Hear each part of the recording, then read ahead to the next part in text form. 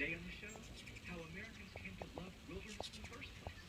From the spiritual, imagine yourself in Hetch Hetchy on a sunny day in June, standing waist deep in grass and flowers, while the great pines sway dreamily with scarcely perceptible motion. To the endangered.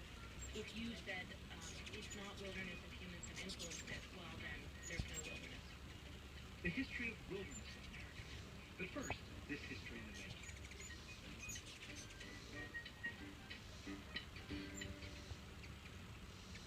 From NPR News in Washington, I'm Barbara Klein.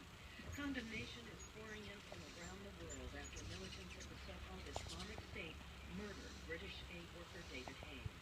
Britain's Prime Minister David Cameron says he'll do whatever is necessary to destroy the extremist group. David has been murdered in the most callous and brutal way imaginable by an organization which is the embodiment